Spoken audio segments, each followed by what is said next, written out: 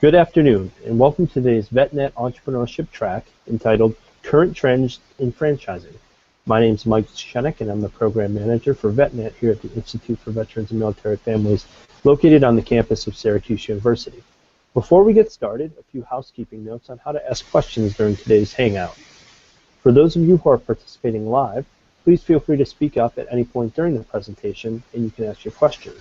You can also ask it utilizing the chat function, which can be enabled by hovering over the top left-hand side of your screen, clicking the chat icon, and then typing it into the box. For those of you who are watching out on our YouTube live stream, please feel free to type your question in the comment box, and we will relay it to our presenter. And finally, you can always type your question out on our event page, and we'll make sure that is relayed as well. So, to get started, today's presenter is Stephen Maeker, M.B.A, who holds his M.B.A. in Entrepreneurial Ventures. He's a franchise consultant for FranChoice. I'll turn things over to Stephen, and we'll get started. Go ahead, Stephen. Okay, Michael, thank you. And first of all, thank you for enabling me to speak to our veterans today. And I want to wish each veteran out there a safe and happy belated Veterans Day, and thank you for your military service, for what each and every one of you do. Michael, if we could put the PowerPoint presentation up, that would be great. And what I'd like to do is in the next 20 minutes or so, talk and give you a high-level overview of some recent trends that are in franchising. Very good. So, Stephen, if you just click on the bottom, the middle box where it says VetNet Entrepreneurship Track, that should bring the presentation up as your main display. Very good. Thank you. Thank you, Michael. So first of all, in terms of going over the agenda, in the next 20 minutes or so, I'd like to first of all give you a perspective of my background, my professional and personal background. Then I want to spend a few minutes talking about franchising as it pertains to military veterans. Michael asked me to speak to a few recent trends in franchising, and I want to talk about some demographic shifts where franchisors are leveraging some key demographic changes that are currently happening. I want to spend the bulk of the time really talking about some growth industries and some significant opportunities relative to different types of businesses that are out there in franchising. And last but not least, I've recently flown over to Mexico City and have spoken to a large group about immigration visas, so I want to give you a feeling for a little bit about the trend there as well. Last but not least, I'll share my contact information with you. You'll have my phone number and email address, and I will happily assist any military veteran that has further question or needs help. Mike, if you can hand over to the next slide, that'd be great. Well, first of all, I live a very blessed life. First of all, with my family, I have a 15-year-old daughter who plays the cello.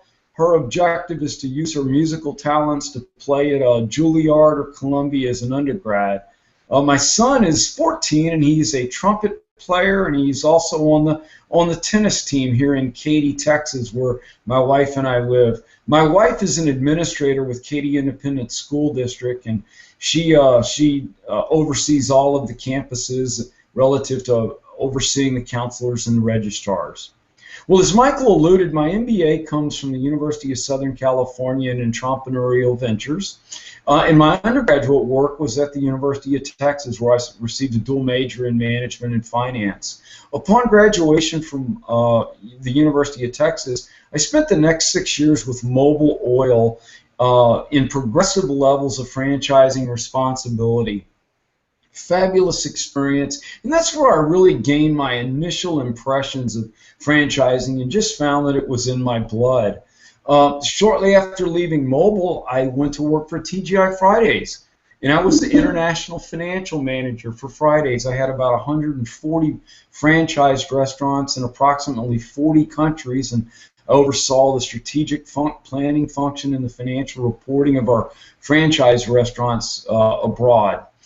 After that, I went over to Jack in the Box, just a fabulous fast food concept.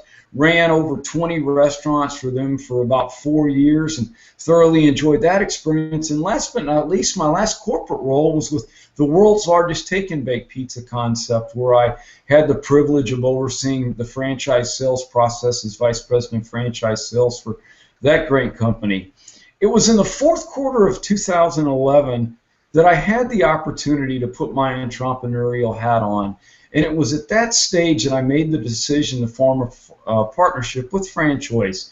Today, I'm one of approximately 50 franchise consultants domestically, and my mission is real simple. It's to leverage my passion and skills in franchising and work with candidates all over the country, in fact, all over the world, by identifying one of the 80 or so franchise concepts available in our inventory that is a great fit for what the candidate what the candidate is seeking. And I take that candidate through a step-by-step process in terms of identifying that concept.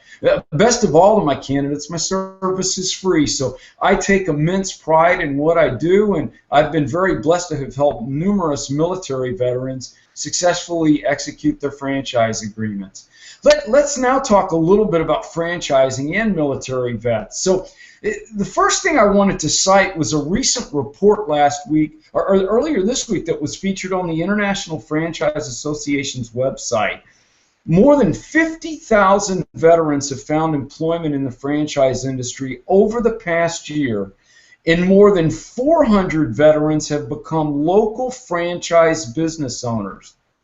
I want to talk a bit about why that is so in a second. I want to cite another key statistic in talking with Michael, that over the next several years, approximately 250,000 veterans will be transitioning out of military service and looking for their next professional chapter in life. Taking an entrepreneurial route via a proven franchise business is an excellent potential path for these exiting military veterans. Now, some of you might know of VetFran, and some of you might not, so I want to use this opportunity to talk a little bit about who VetFran is. First of all, they were created in 1994, and they are sponsored by the International Franchise Association. VetFran was formed to help veterans achieve ownership of a franchise business. Today, VetFran continues to offer financial incentives to honorably discharge U.S. military vets, and many franchisors participate in this program. It is one of the most popular programs in the history of the International Franchise Association. Now, discounted franchise fees. One of the beautiful things about being an honorably discharged military veteran is the potential to take advantage of receiving discounted franchise fees up front. A franchise fee is something that would be paid upon successful execution of the franchise agreement. It's a one-time payment paid up front, and there are numerous domestic franchisors that provide discounts on franchise fee based on proof of honorably discharged military veteran status. So it's a wonderful opportunity for veterans to come in and get into benefit ownership at a discount relative to their military status. Now, any military vet is going to know SOP, and I use this as an opportunity to talk to an SOP. You know, it's a term well understood by anyone who served in the armed forces. It refers to a plan, a system, a step-by-step method for how a particular mission or function will be carried out. Veterans clearly understand the importance of following a plan to successfully execute a mission and to capitalize on every opportunity. This systematic approach to achieving goals is very similar to the franchising model of doing business. And it's why more and more veterans are taking advantage of franchise opportunities after returning back to civilian life. Now, the last comment I want to make here is about military veterans equating to successful small business owners. Military vets are one of the most successful groups of small business owners in the country, according to recent data from the U.S. Census Bureau. They own proportionately more small businesses than the general population, plus their gross income is more than twice that of non-vet-owned small businesses. Developers of franchise opportunities have long recognized that military veterans fit the ideal profile of great franchisee. The parallels in their background and orientation between veterans and franchises are clear. Veterans are disciplined. They understand the importance of teamwork, and they're willing to follow the rules to execute a proven system. And when you cut down to a franchise at its core, that's what it is. It's a model for success, a recipe for success, under the close guidance of a proven business model. So, few minutes on franchising and military veterans, and clearly military vets that have been honorably discharged have significant opportunities potentially relative to their status. Mike, if we could go to the next slide. Now what I want to do is I want to talk about 3 trends. And what you've got are some macroeconomic trends with respect to certain demographic shifts that are taking place. Earlier this year, franchising.com featured a great article on these demographic shifts, and they specifically highlighted a few groups that have enormous potential. I'd like to take the next couple of minutes to talk about these groups. And the first group I want to talk about briefly is combining the baby boomers and the seniors population. You know, over the next decade, about 10,000 people a year are going to turn 65 in the United States. That is a staggering statistic, and with it creates huge opportunities. You know, on top of this, on top of the aging baby boomers, you've got medical technology enabling people to live significantly longer. So what this translates into is that the senior population is booming, and it's only going to get bigger and bigger over the coming years. The opportunities to service the senior group are mind-boggling, to say the least. Now, a second major demographic shift that's happening in the country are the increasing importance of certain minority groups, and specifically I want to talk about the Hispanic and the Asian populations that are increasingly as a percent of the overall U.S. population. Given the increasing shift in the Hispanic and Asian communities, this creates significant opportunities to serve both of these rapidly expanding markets and populations. You know, from food to clothing to different types of opportunities that fit these cultures, there are numerous opportunities that franchisors are taking advantages of relative to serving both of these populations. The last set in terms of a growing demographic shift are the millennials. You know, this is a group that are more than 70 million population strong. They're tech savvy and they're hungry for technology. The opportunities to service this particular group of millennials, just like the case with seniors and like the case with the 2 different minority groups that we've talked about, are absolutely immense. So the first key trend in terms of franchising and opportunities is demographic shifts. And now what I want to do is I really want to talk about the next several slides in terms of different industries that are evolving as partially as a result of this. So the first industry I want to talk about is hair care. And when you think about businesses that can be displaced by the internet, i.e. one of the possible effects that I talk about is the lemming effect, to where the internet can physically displace an entire industry. That's not the case with hair care.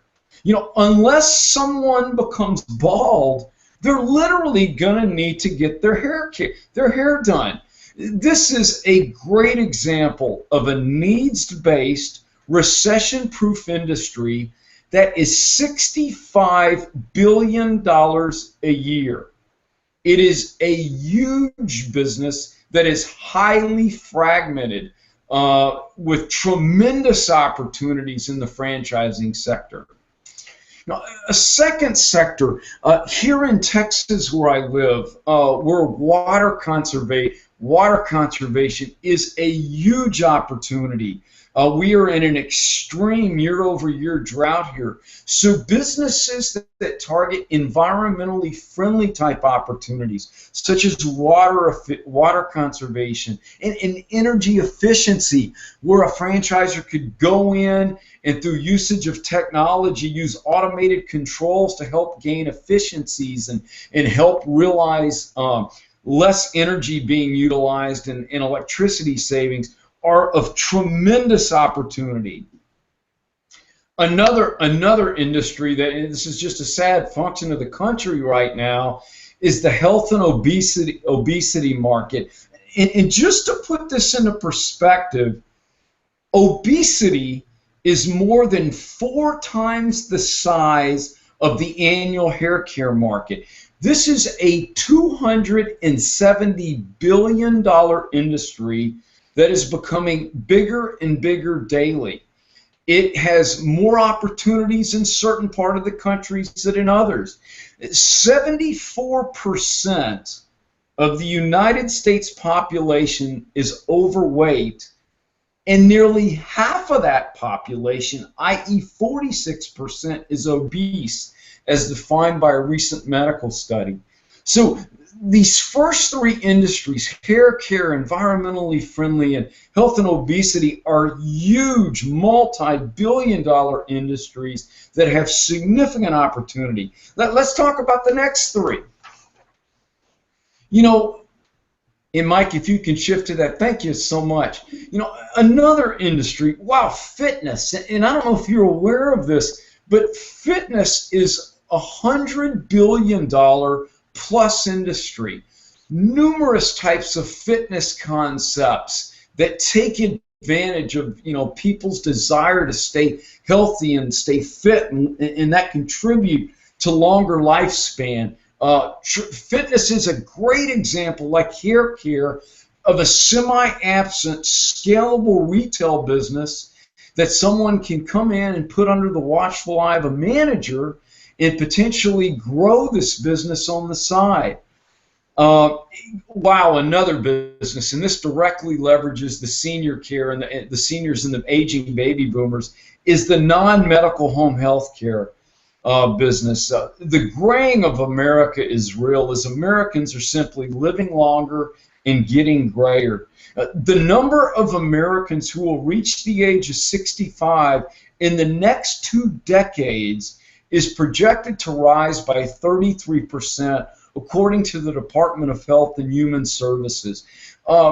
Businesses that provide non-medical home health care assistance that enable the aging baby boomer or disabled person to stay in their home as opposed to going into an assisted living facility are dramatic and significantly underpenetrated at this moment in time. Wow, here's another one: financial and retirement and wealth planning. By 2030, there are projected to be over 87 million Americans over the age 65. A staggering 18 trillion, not million, not billion, but trillion, 18 trillion is expected to be transferred over in the next decade alone. So 3 more examples of tremendous opportunities of growth. Let's look at the final 3 that we've identified here. Staffing. You know, wow, what an example of a great industry that's taking advantage of macroeconomic shift. Just to put into perspective, this year alone, the staffing industry is on track to generate $137 billion in North America. I mean, this is an industry that is booming as more and more businesses are using staffing companies to manage their workforce in changing economic conditions. As opposed to bringing on W-2 employees, they're using the non-traditional non-W-2 employee that can be obtained through staffing companies. Huge opportunity. Wow, here's another great example of an opportunity in terms of outsourced IT support. there are over 11 million small businesses in the United States, many of which do not have the opportunity to have an IT staff. So what this does is it creates tremendous opportunity for franchising and outsourcing of IT support. The business is estimated to be at over $90 billion, so it is a gargantuan business. Last but not least, and this is another example of a needs-based, recession-proof business. That really, when the financial recession hit in 2008, this is an example of a business that just flourished. Why? Because people are holding on to their cars longer. The automotive repair business is estimated to be $275 billion a year and growing. Why? Because the aftermarket industry is flourishing as people are simply holding on to their cars longer, partially out of economic necessity. So these 9 industries that I've just cited are all great examples of shifts and trends in America where franchising is capitalizing on this and taking advantage of these shifts and multi-billion-dollar growth businesses. Now, the last trend that I want to talk about briefly, in the spirit of trends in franchising, Mike, if we can shift to that slide, that would be great. Are immigration visa opportunities. As I indicated earlier, I recently had the opportunity to travel to Mexico City to speak to numerous well-capitalized Mexican national citizens that were very interested in looking at options to come over. And one of the ways that is rapidly becoming more popular in franchising is through immigration visa routes, and specifically two that are increasingly gaining popularity are the E2 treaty visa and the EB5 immigration visa.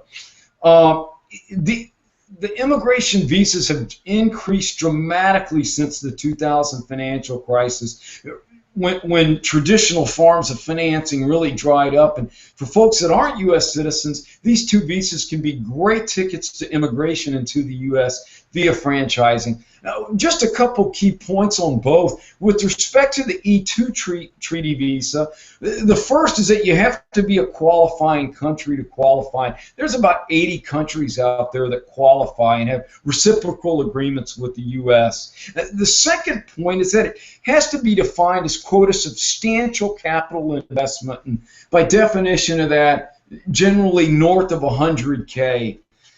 Thirdly, it has to be an active management and operating business within the U.S. And finally, it has to employ U.S. workers. So there has to be at some point, as the business ramps up, a minimum number of U.S. workers.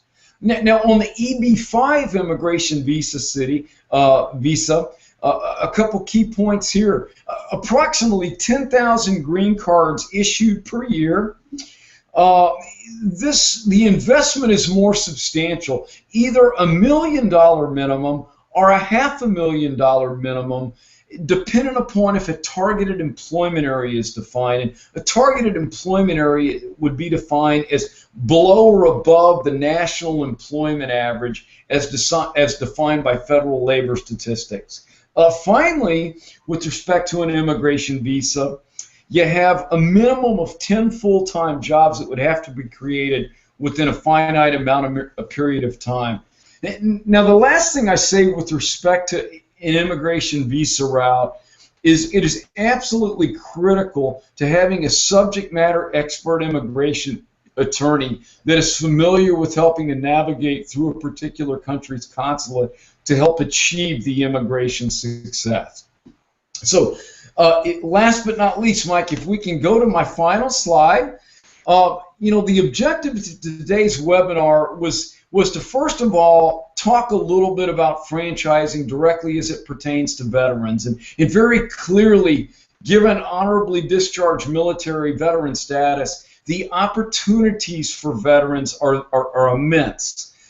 Secondly, given the background of veterans and their understanding of following procedures and rules, what you've learned is that veterans make great franchisees. So the second point that I wanted to make there, and thirdly, you've got some major demographic shifts. You have the aging baby boomer population aging, and you have different population percentages and shifts happening. And with each one of these demographic macroeconomic shifts creates substantial opportunity.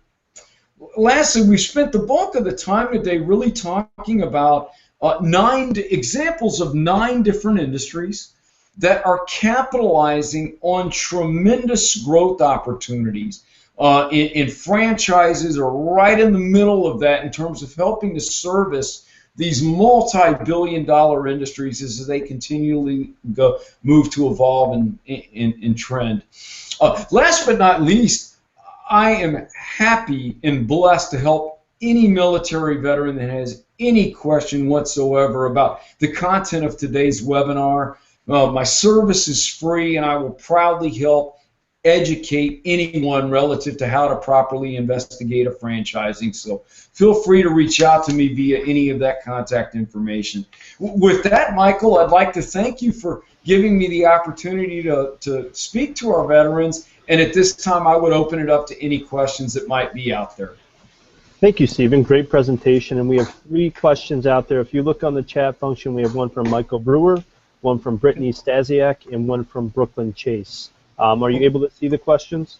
I'm not sure if I am, so if you want to read them, if you'd read them out loud, I'd be happy to potentially answer the questions. Absolutely. So the first question comes from Michael Brewer on Google+. He says, have you heard about Baskin-Robbins' recent veteran incentive program? They are waiving the franchise fee, and are deals like this too good to be true or worth a more in-depth look? Michael, thank you for that question, first of all. And I will tell you, this speaks directly to my point about discounted franchise fees for honorably discharged military vets. My assumption would be that Baskin-Robbins would require proof of honorably discharged status, but Baskin-Robbins is a great example of a national brand that has a great reputation. Now, specifically, I am not familiar with whether or not they have done that. I will tell you it would not surprise me a bit. I can tell you that another very respected national brand, Budget Blinds, has done the exact same thing. They have allocated $1 million to set aside for discounted franchise fees for honorably discharged military vets. So, are these type of programs too good to be true relative to doing the right things for helping our military vets and for potentially discounting a franchise fee? Absolutely not. They're not too good to be true. They're alive and well. So thank you for the first question. Michael, the second question? Second question comes from Brittany Stasiak on YouTube. She said, should one take into account their age when considering if franchising is right for them? That's a great question, Brittany. And the process that I use with people is a step-by-step sequential process.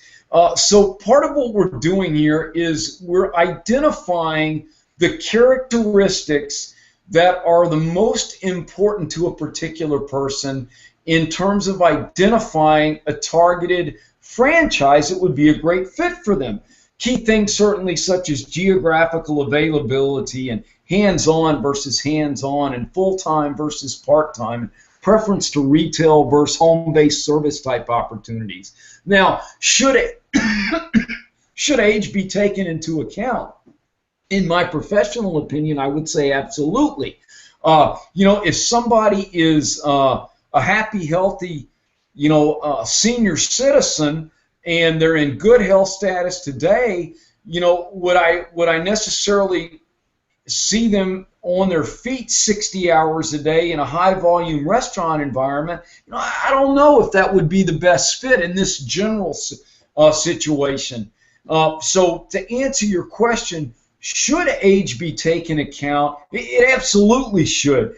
I think equally importantly, should the transferable skill set of that particular individual be taken into account relative to the selection of a franchise that could be a great fit? Absolutely so. One of the folks that I've recently helped enter into business was a 73-year-old, and he's got the heart of an 18-year-old, and we were able to put him into a business where he transferred his skill set, and he's able to do it from his home office, so he's not on his feet necessarily 10 hours a day in a hard operational environment. That's a great question, Brittany. Michael, how about the next question? Okay, so we have two more questions. Sure. The next question comes from Brooklyn Chase on Google+, and she asks, for hair care, do you see the trend being these franchisees, being trained stylists or business operators who rent the chairs? Oh, that's a great question. I didn't say this up front, but in addition to being a franchise consultant, I'm a proud franchisee of one of the concepts I represent. And specifically, it is in the hair care business. I love the business for many reasons. I got into the business because it was a business that's semi-absent, that's retail-based, that's scalable, that quite frankly makes a meaningful contribution to the particular audience that I'm serving. In this particular case, it's high-end stylists that are able to transfer their book of business over, and they're able to significantly improve their quality of life and improve their schedule, and they own their schedule, and ultimately improve their net income.